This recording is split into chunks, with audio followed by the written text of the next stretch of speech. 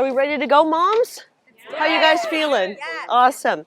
Well, this is, I think, probably the first ever Mama Bear border tour that we've ever had along the border. And I want to thank the media that has shown up today. I really appreciate you being here.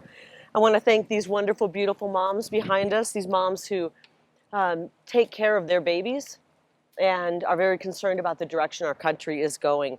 A lot of people say, why are you here? Why bring moms down here? Usually politicians come down and meet with other politicians and get their cameras out and pictures taken. But you know, in our Mama Bear Coalition, our Moms for Kari Coalition, our Latinos for Kari Coalition, we talk all the time about the problems that are facing our country, our communities, our neighborhoods, and ultimately our families. And this one keeps coming up. And I think one thing that I have in common with the beautiful women behind me is that we're saying, when is the government going to finally stop this madness at the border? It's affecting our families. The crime in our neighborhoods, it's affecting that. We've seen crime rising. Many of it can be due to what's happening at our border. We've seen the fact that people are coming from many different countries, more than I think 160 or 70 countries from around the world. We know that dangerous people are coming in. They're coming in from countries that support terrorism, and there's a very strong likelihood that we already have terror cells that are here inside in our homeland. And one of the hardest things is the moms who are behind me and the moms who couldn't be here today, who have lost a son or a daughter, a sister or brother, to the fentanyl crisis. Fentanyl is a weapon of mass destruction. It's pouring across our border every single day. And the hardest thing for me on the campaign trail has been hearing the painful, painful stories of mothers and fathers who've lost a child. You know, we all have dreams for our kids. I have amazing dreams for my children. They're 19 and 20. And to think that at any moment I could wake up to the horror that these mothers who've lost a daughter or son to fentanyl poisoning is just unbearable. All those dreams we have for our kids vanish, and we don't know what they would have accomplished. We don't get to see our grandchildren. We don't get to see the future that our children would have helped make. So it's just painful all the way around. We have angel moms who've lost sons or daughters because of an incident involving somebody here illegally. These are deaths that don't need to happen. These are deaths that our federal government is complicit in, and it's got to stop. The mothers of this country demand that this problem be solved, and it starts with leadership out of Washington, D.C., recognizing that they are part of the problem and shutting this illegal activity down that is destroying our communities. Now, there's a couple of things that I think are very frustrating as we watch video, and I know Ben has done amazing work covering the border. Many of you have. It's so frustrating for families who are struggling right now in Joe Biden's economy. We can't afford the food that we used to afford. We go to the grocery store, and what we used to be able to afford that would give us 3 bags of groceries is now 1 bag. We try to fill up our tank, and we used to be able to fill it up, and now we can only put a quarter of a tank in. These are real economic issues, and we're watching people come across our border illegally from, as I said, more than 160 different countries, and immediately they're given a phone, brand new phone, airfare ticket to wherever they want to go. Some of the cities, they're staying in very nice hotels. They're given health care, and they're given a court date 12 years from now. We may not have a country in 12 years. I don't think we will if we don't start having a government that stops being part of the problem and gives us real solutions to solve these problems. And so I want you to talk and listen to some of the people who we've invited to speak.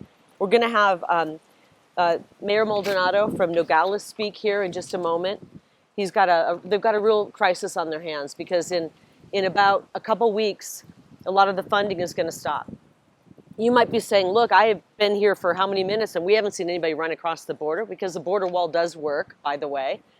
And what we see here is processing, and a lot of people come into Nogales that are picked up in other areas where we've seen the people that Ben has covered running across the border. They come in, they're processed, and they take buses and move on out. They're taken to airports, they're taken to cities all across this country. Every city is now a border city. And in about 2 weeks, the money that is allowing for people to come in and then move on out, that's going to stop. And so this city, this small town of about what, 22,000? 22,500? 22,500 people is going to start seeing a lot more of the people coming here illegally remaining here. And this is not a town that can absorb that problem. So I'd like you to welcome Mayor Jorge Maldonado to talk a little bit about that. And Mayor, if you can kind of just lay out the crisis that you have and speak right into that mic. Okay, thank you. Thank you, Thank you. Ms. Lake, and thank you everybody for coming down. Yes, this is a big situation for our community. You know, we were never expected to handle this. The way it's being handled, it goes through Pima County, emergency management in Nogales, or through Santa Cruz County is the connection through Pima County, and also through Casalitas. Um, they have the communication with both CBP and Border Patrol to control the street releases. The street releases, um, they're in the before Washington made that call in late September to take away Customs Patrol and send them to Border Patrol to help them support the processing. Uh, they were getting released at the station, at the Border Patrol station. These people have been here, you know, not just the last 2-3 months. They've been here for the last 6-8 months. However, since they weren't being released in the street, nobody really recognized that or realized that. But now, since Washington made that decision without even, communicating to the community, it hurt us because it shut down half of our regular tourist lanes, traffic lanes in cars, which is what the city of Nogales depends on. You know, we got students, we got workers, we got family members that live in Nogales, Mexico, that's 450,000 that Nogales, Arizona with 22.5 depend on.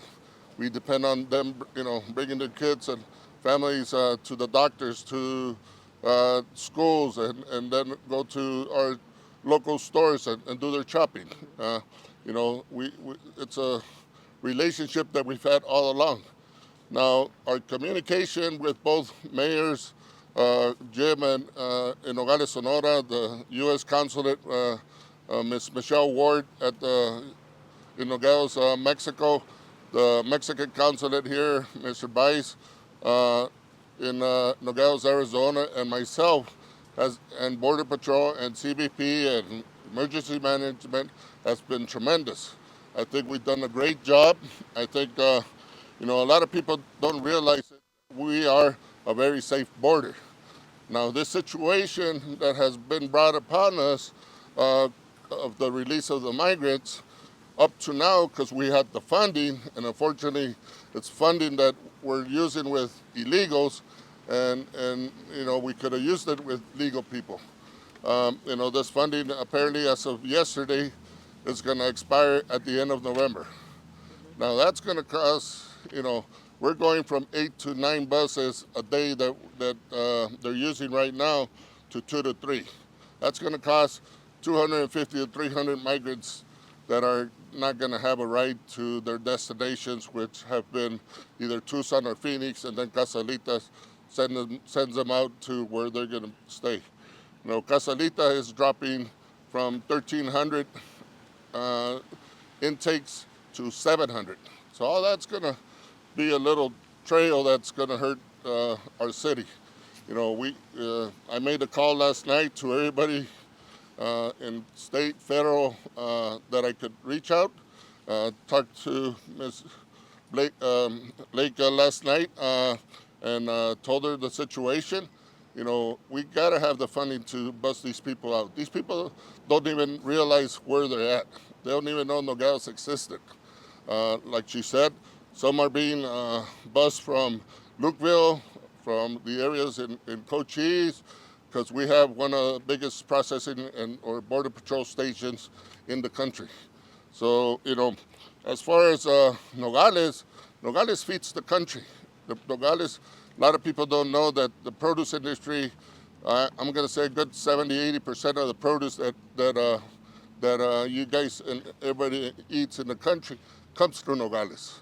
You know, so that's going to affect our border crossing. You know, luckily we do have a great security at the border, where this border has captured the most fentanyl of all the other borders combined. You know, all that is amazing what our people do, and yet, you know, I think we could do better. So, you know, thank you for this opportunity. Nogales, again, is a safe city, and I hope people realize that, yes, we can handle these migrants to stay here. Thank you. Really quickly, talk about what we just had a conversation where these people coming across from all these different countries don't speak the language. They don't speak Spanish or English. Yes. And it's been a very You know, difficult. Google Translate has been a miracle for us, because, you know, these people have come, you know, from so many countries that, you know, without Google Translate, not even emergency management, nobody would be able to translate with them. You know, like I said, they don't speak Spanish or English, and it's very hard to find out the languages they do speak. I think we're down to 16 or 17 different languages that they speak. And you're seeing people from where now coming across as far away as? What was it, Chief? Senegal, Africa, Asia, you know, all over the country, all over the world. And you've only been the mayor not that long. I've been the mayor since January 3rd.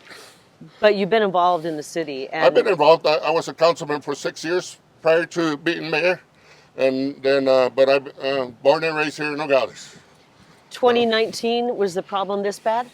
No, you know, we didn't have this migrant problem back then. You know, the valve, like I said, this valve's got to close.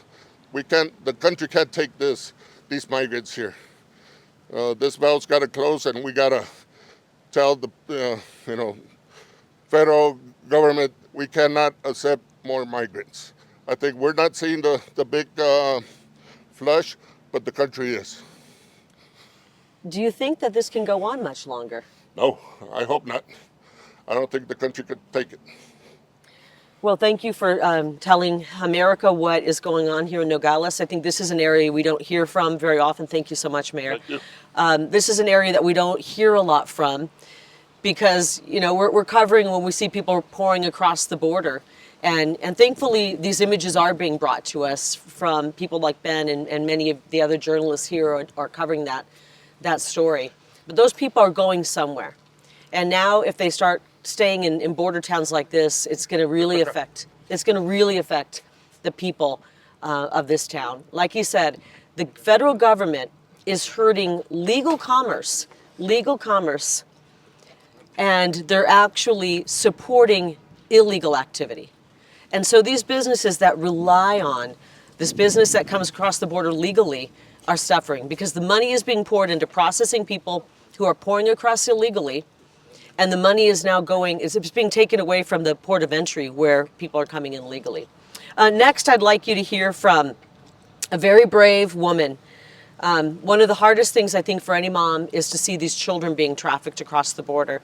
We know the drugs are coming across, we know humans are being smuggled, but the child trafficking, I know I'm not the only one that lays awake at night thinking about what happens to these children. What kind of a world are they being trafficked into? It's children, child trafficking, sex trafficking, and women are being sex trafficked. And we have a very brave woman who wants to tell her story today. Her name is Cindy Spencer, and she was sex trafficked across the border, the very border that we're standing on. So Cindy, you want to come up and talk to us? Thank you so much. Thank you. Appreciate you.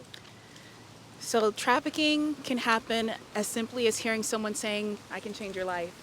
And I think what people need to realize is this misconception of the American dream is what's causing people to risk their lives and risk their children's lives in order to come over to the U.S. Awareness is one thing, but really being able to highlight what it's like for people coming across, what it's like for the women, for their children that they have to subject to drug trafficking, sex trafficking, labor trafficking. All these things are happening as people are crossing the border because they believe that they have something better here that they really don't. You know, they're coming here and they really don't have a way to make an ends meet, and so they end up being vulnerable to trafficking.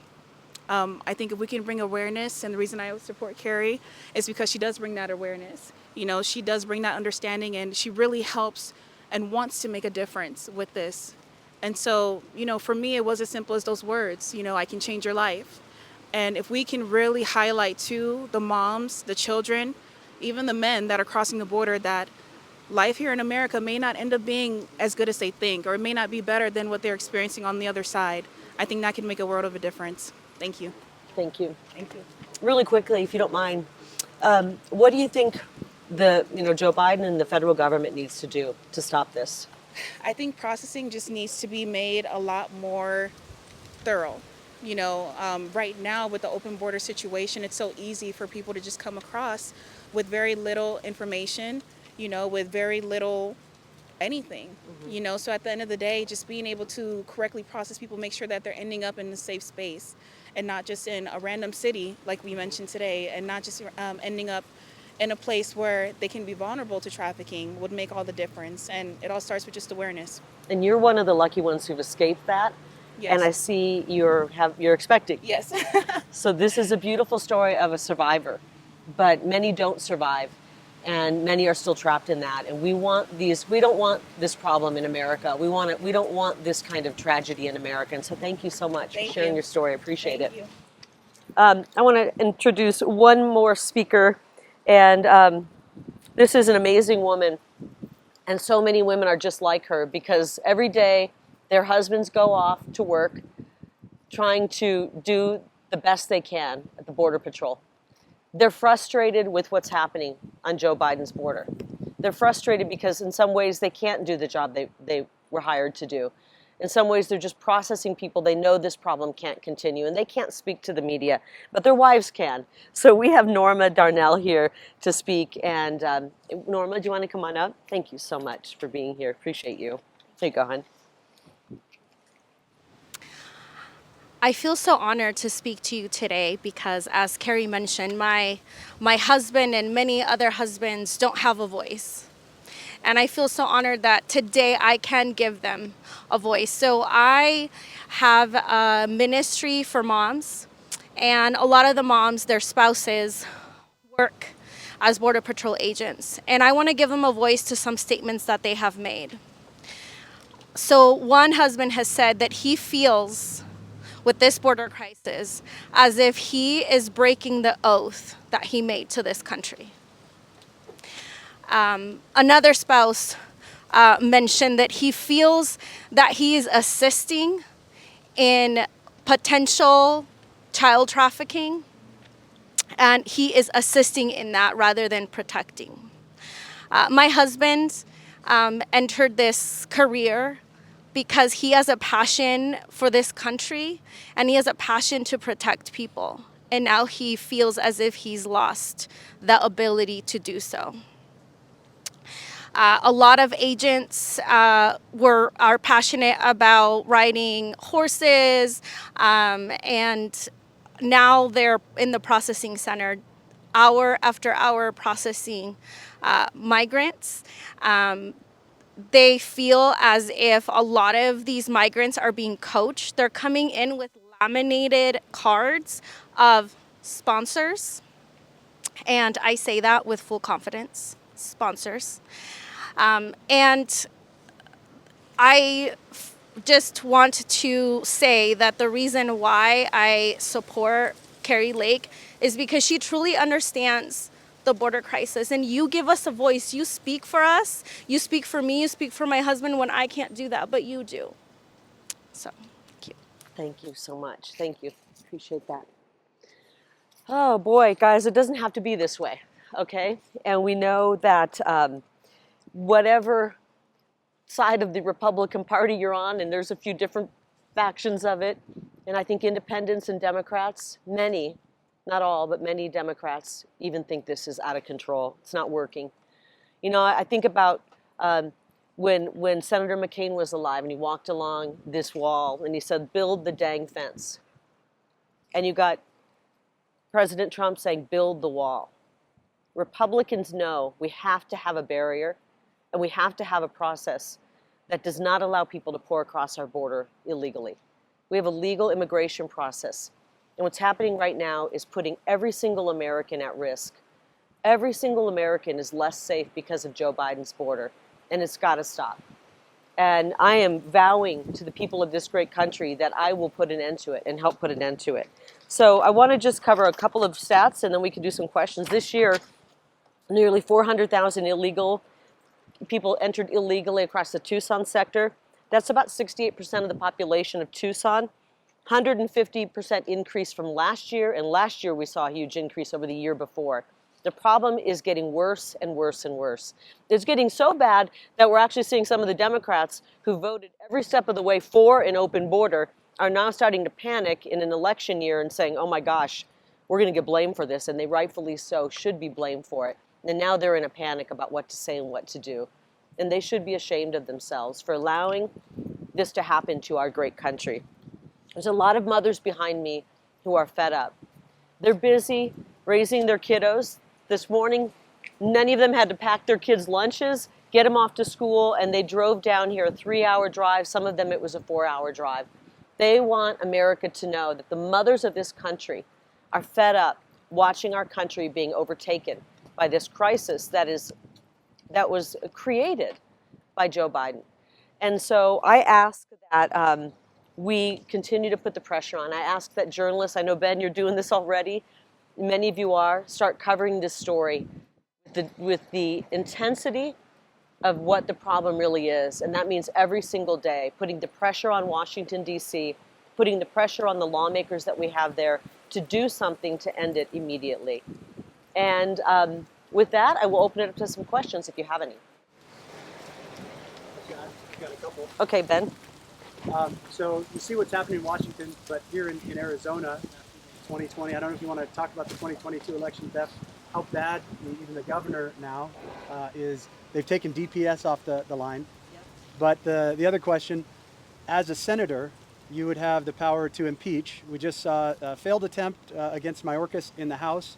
Would you support that? And who else needs to be impeached? Who else needs to be removed from office? Well, I think Joe Biden needs to be impeached for a variety of different reasons. You could talk about what's happening on the border and what he did with an incredible policy that President Trump had put into play. We had the safest border. I covered this border, covered Arizona for 27 years as a fair and honest journalist. I'd never seen it more safe than under President Trump. On day one, hour one, Joe Biden pulled back that policy and with a wink and a nod, in effect, told the world to come on over illegally. And we've seen the result of that, millions upon millions upon millions of people. And so elections have consequences, and dishonest, corrupt elections have even worse consequences. I think Joe Biden needs to go. You could impeach him on the border. You could impeach him what he did in Afghanistan, that outrageous pullout of Afghanistan that put everybody at risk and put our military grade weaponry, ammunition into the hands of terrorists around the globe. There's so many ways you could impeach him for the corruptness of his family business, which is a business of bribery and kickbacks and payoffs. And so I think we have a bunch of reasons to get that man out of the White House, but the entire administration is corrupt. And so I agree. We need a change, and that change is going to come in November of 24 when Americans, independents, Republicans, and I think even a bunch of disaffected Democrats are going to show up to vote and vote these people who are incompetent and compromised out of office. Sir. Hi, Jose Ignacio Castañeda with the Arizona Republic. You mentioned that drugs are flowing across the border. What would you say to the fact that the majority of fentanyl is seized at ports of entry and then at interior checkpoints by Border Patrol? I don't care how it's coming in. Some of it is coming in through ports of entry. A lot of it is coming in elsewhere. A lot of it's coming in other areas that aren't ports of entry. We don't want the most deadly drug we've ever seen coming across our border. These mothers don't want to have to worry when they send their kiddos off to school, in elementary school, across this country. In elementary school, we used to have aspirin and Band-Aids. Now they have Narcan. We don't care where it's coming in, but we don't want it. And we don't have to have this happen. And under President Trump, the numbers were way down. And President Trump and I and many other Republicans want to go after the CCP for providing the ingredients. We want to go after the narco-terrorists for mixing it up and sending it across. It's coming in packages that look like candy. A child wouldn't know the difference. I sent my son off to college, and I know that many of these women have had this conversation with their children. Don't ever take a pill. If you didn't come from your doctor and your pharmacy, don't ever take a pill, even if it looks like a real one. I remember the conversation I had with a mother who was in tears. She's raising her 6-year-old grandson. Her 22-year-old daughter took a half of what she thought was a Xanax pill and was dead. I think of the story of Clark and Karen Griffin, whose son Tyler took what he thought was a Tylenol 3. He'd broken his wrist, and he never woke up. This is happening to hundreds of thousands of people. We're losing a young generation. I don't care if the pills are coming in a backpack across a wide open border, if they're coming through a port of entry. We want it stopped. Joe Biden doesn't care to stop it. He doesn't care to take on the CCP. He's buddies with the cartels. And President Trump is going to stop this, and it's going to start on day one. What solutions are you proposing though as senator? Well, thank you for asking. As you know, when I was running for governor, I had the most comprehensive, aggressive border plan, and we're taking many of those ideas and we're going to push them in the Senate. For starters, we need to immediately fund and make sure that the border wall is completed. We know it works. Right here in town, you don't see people running across. They do where there isn't a border wall. We want to make sure we have enough judges hired, ready to process these people right away, give them court dates, have the court dates immediately, because we know that 95% of the people reading a card saying they're seeking asylum, they're fraudulent asylum claims, and they can't stay. And I have a 10-point plan that I encourage everybody who's watching to go to karilake.com and take a look at that. We need to support our Border Patrol agents so that they can do their job. They can live up to the oath they took so that they don't feel like they're contributing to the downfall of America, but they're instead contributing to protecting America. So I encourage you to go there. You can get the entire plan. It's right there on my website. I encourage people to take a look at it. I want to help support getting back in play the policies President Trump had. And we have laws that are already on the books if we just start following them. We don't need to make a whole bunch of new laws. We got to start following the laws that are already on the book. And Joe Biden's not interested in doing that. Kari, is Adam from K-Gun, is asylum something that you think should be part of immigration reform? I don't think we need immigration reform. We got plenty of laws. We just don't want people pouring across our border illegally. Our immigration plan's fine. We can maybe tweak it a little bit. But we have got to change the asylum laws. Right now, you can seek asylum if you're leaving a country that has elevated crime. Well, I'll tell you what, this country has elevated crime. People are pouring across saying they're fleeing a country with high crime. I got news for them. You're entering into a country with high crime.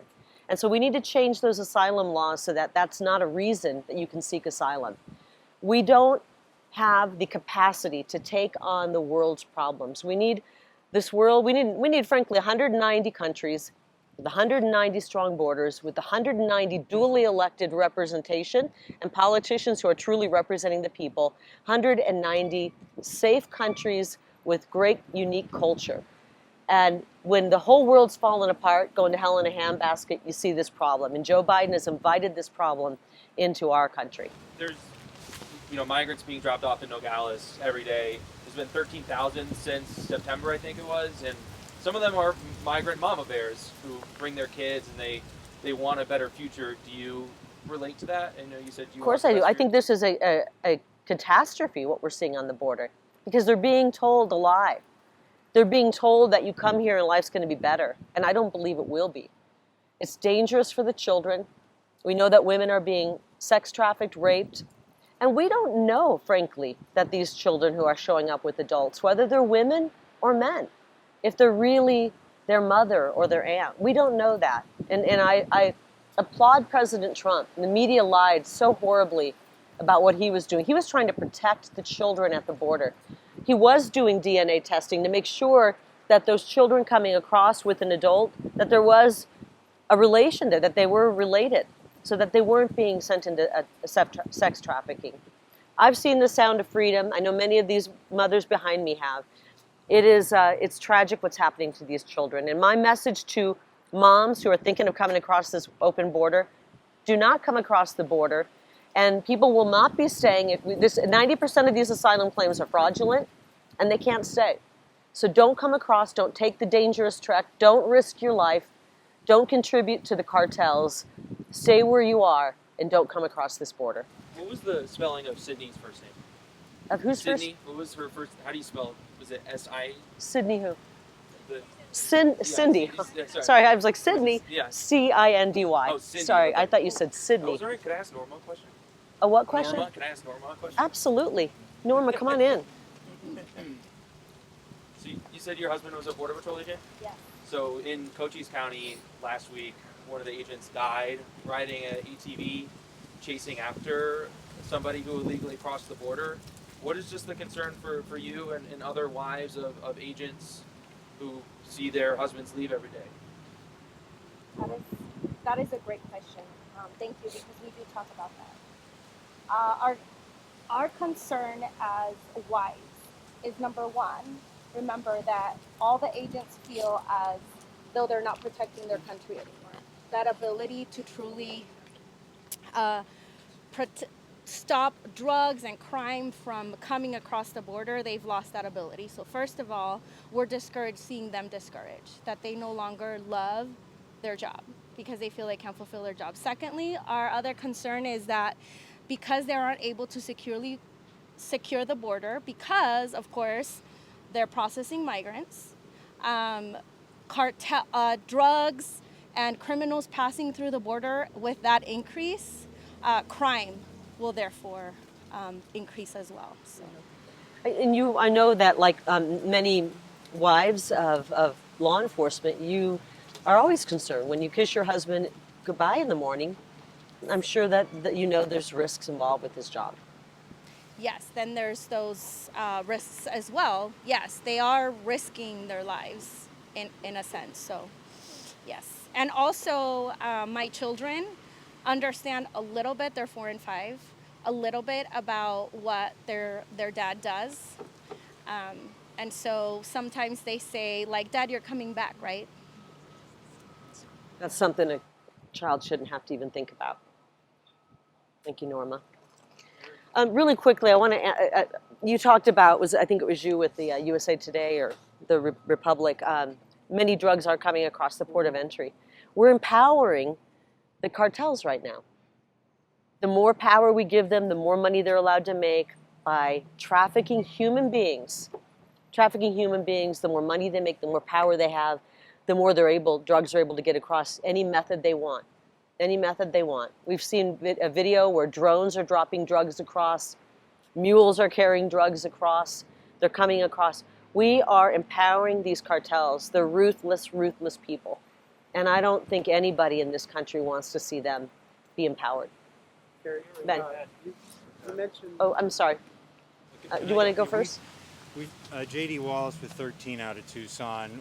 We've heard other politicians visit the border from other parts of the country talk about shutting down the border, trying to secure the country. We also have, though, the mayor of Nogales talking about how much we depend on cross-border trade.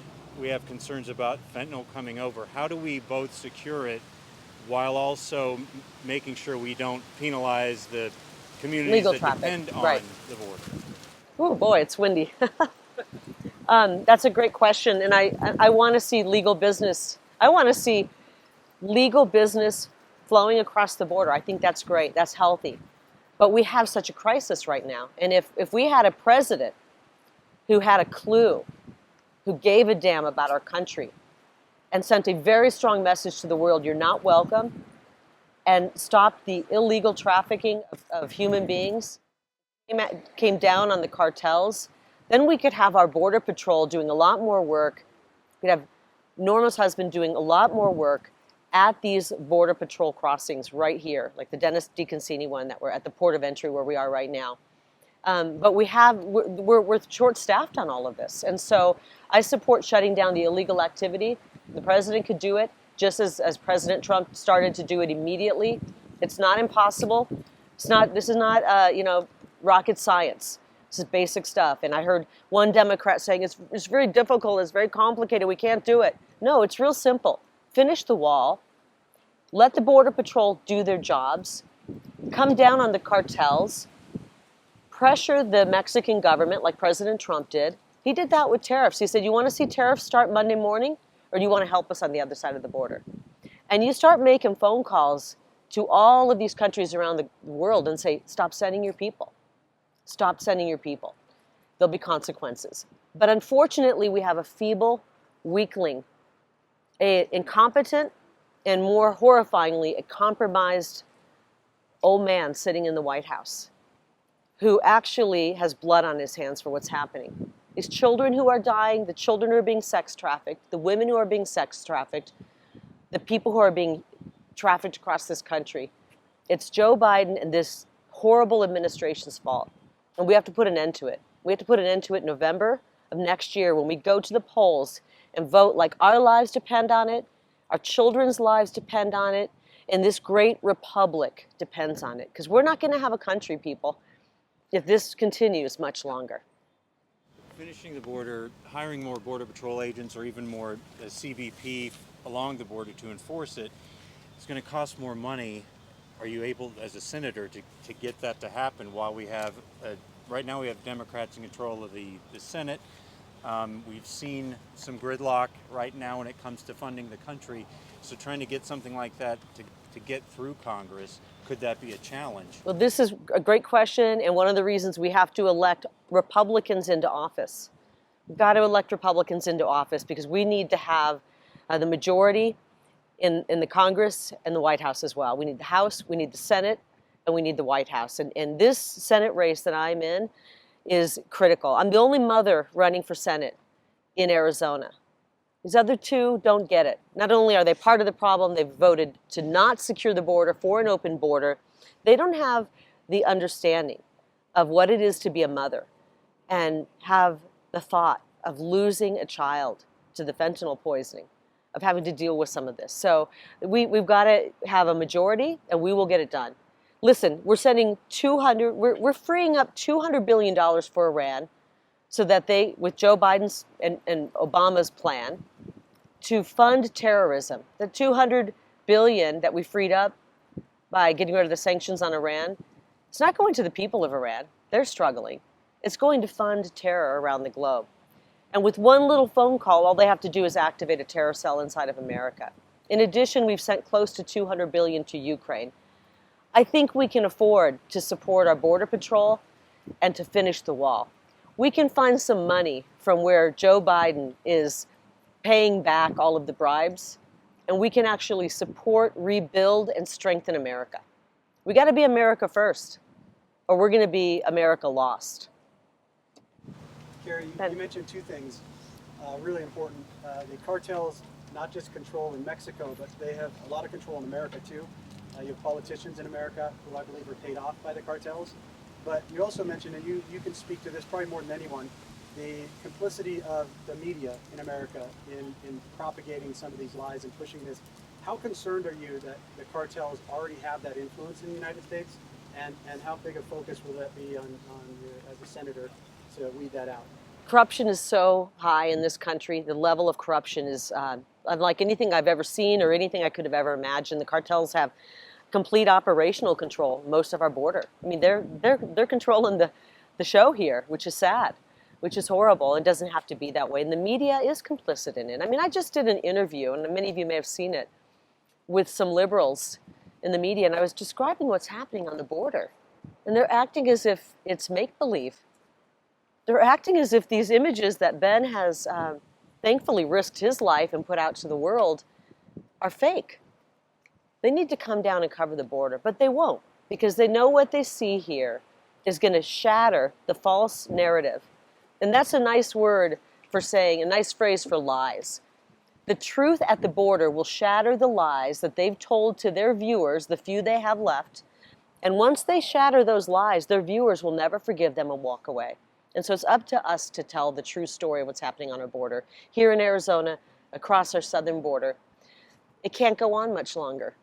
There will come a day when I think all Americans recognize that it's beyond tragic and it will destroy our country. I just hope it's not too late. And I thank you all for being here. Let's do, what do you think, one more question, Colton? Anybody else have a question? George, good to see you. Good. Thank you for I just being said here. a minute ago, yeah, thank you so much. There's a lot of things that concern, like everybody was just talking about the media. It's not always only the media as well. Like I travel overseas and I just got back from overseas. There's a lot of people are infiltrated through the people, like through government officials, through people coming in by planes, just to let you know, to the United States, not only through our borders.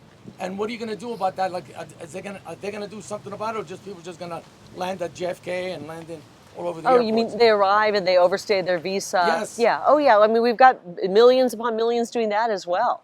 You know, it's gotten so bad. Why would somebody even go through the legal process? That's how bad it's gotten. The people who go through the legal process to come here, who want to become citizens, they go through, it takes years and a lot of money and a lot of work. And then they watch this, people overstaying their visas. And we're finding out that people are getting told they get the free phone, the free airfare, they're put up in hotels, healthcare, clothing, food, and a court date 12 years from now that they won't show up for. Why would they? This is just untenable. It's not working. We all know it. The media knows it. And we have to start covering it honestly. And I applaud you for being here. The fact that you're here tells me that you're willing to cover this honestly, and many of you have been. And we need to put pressure on the other journalists out there that this is a story that is number one important issue for Americans. It's affecting even people in the economy. When people are working hard, moms and dads out there with one full-time job and a part-time job to make ends meet. Now we're having millions of people coming across illegally. That's going to keep wages down. It is a nightmare any way you slice it, and it doesn't have to be this way. Is that good? You think we've got everything? Did everybody get a question in? Still got a primary to get through. I mean, I'm feeling very confident that I will win this race. I'm feeling very confident because I understand the people of this state, and the people of this state know that I'm a fighter, and I will go to D.C. I don't want to be buddy with the lobbyists. You can't bribe me, you can't blackmail me, and I'm going to go to Washington D.C. and represent every mom, every family, every Arizonan. I think there's some moms back here who might even be Democrat. When you join our Moms for Kari group, I don't ask what your party affiliation is. They join because they know that they've got a mom in me who's going to go fight for them. A lot of these lovely ladies back here have little ones. They can't jump into politics right now. They can volunteer, they can help where they can, but they are doing the most important job in America, which is being a mom and raising our young children up. And my children, thankfully, are a little bit older, and God freed me up to get into politics right now. And we don't have a lot of time to save our country. And I'm gravely worried about the direction things are going. And I'm willing to sacrifice everything I've got to win this election, go to Washington, D.C., and help clean this mess up. So I want to, real quick, before we leave, I want to introduce our youngest member, our newest member of the Moms for Kari, and her husband. They're both on our team. This is Alex, Nicole, and Andorra. And I thought it would be great to talk about it. They met on the campaign, and now they're married. They're a young family, and we got a baby on board here, and a little boy. And so I wanted you guys to talk just quickly about why you're now in the Moms for Kari group and what this means to you. We joined the campaign last cycle because we're concerned as young people about our generation's future in the way our country is going under Joe Biden. And Kari is a candidate who is fighting for us, fighting for our generation, who's fighting for children across Arizona and across America. And obviously we met on the campaign, and now we're married and expecting a baby. And you know, we know as young people that raising a family was never hard or never easy, but it's been made exponentially hard by Joe Biden's border crisis, enabled by Kirsten Sinema, Ruben Gallego, and career politicians in Washington, D.C. And we know that Kari Lake is going to get to D.C. and work with President Trump, hopefully we get him back in the White House, to end this crisis, end the fentanyl pouring across, end human trafficking and sex trafficking across our border, and put an end to this crisis once and for all. So that's why we're still working for Kari Lake, still supporting Kari Lake, and we're doing everything we can to get her in the United States Senate in 2024. Thank you so much. Love you guys. Love those kids. I call them kids because they are young and they still have hope for the American dream. And I still have hope for the American dream. I want my kids to have a better life than I did. Right now, I don't think that's possible. But I know if we get some fighters in Washington, D.C., who in the vision of our founding fathers are citizens who step forward. Not politicians, not career politicians, but citizens who step forward and help out. And then return to their private lives. That we can save this great republic. So I just want to thank you all for being here. I'm looking forward to the campaign trail because we're going to talk about a lot of the issues, but I'm really looking forward to the election, getting some quality America First people in Washington, D.C. and helping to save this great republic. And thank you so much. And I wish the weather would have been a little nicer, but I'm glad you all came out anyway. Thank you. Appreciate it. Thank you guys. Oh my gosh.